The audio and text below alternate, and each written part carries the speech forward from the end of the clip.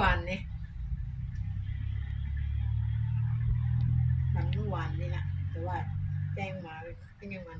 นักนึกอยู่ทุกวันนี้เลยว่าไก่น้อย2 ตัวฝันมันไก่น้อย2ตัวมันมาจากจังได๋มันก็อยู่กับแม่มันนั่นน่ะโอ้แม่มันเบาะแล้วทีนี้แม่มันก็สบายกันแม่มันก็นอนเหงาค่อยก็เห็นลูกมันเดินแตกไข่ออกมาค่อยก็เลยเอาไปซุกใส่อกแม่อืมมันก็ซุกๆไปนี่แม่มันก็หนีเด้อมันแม่มันก็บ่อยู่กับแม่มันหรอกมันก็เลยคลานออกจากแม่มันมาทีนี้เขายันมันตกโต๊ะอย่างนี้นะก็เลยไปเสายาวมันขึ้นมาเนี่ยนี่ไปสาวถูกมุ่งเจ้าของทีนี้เลยมุ่งเนี่ยเอาบ่ได้ไก่ซ้ำได้แต่ขวดยาเจ้าของตกลงไปข้างอยู่ก็มุ่งแม่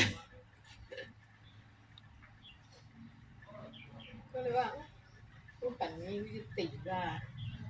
92บ่ไก่มันก็เป็น9ไก่เป็นเก้าไก่น้อย2ตัวก็เป็น2เพื่อว่าจะซื้อ92 93เพื่อจะลองซื้อ92 9393ไก่น้อยอันบ่เป็น1บ่เนาะยับมันสิเป็น191ซะล่ะหรือ9มันสิ911หรือ119ว่าจังซั่นน่ะ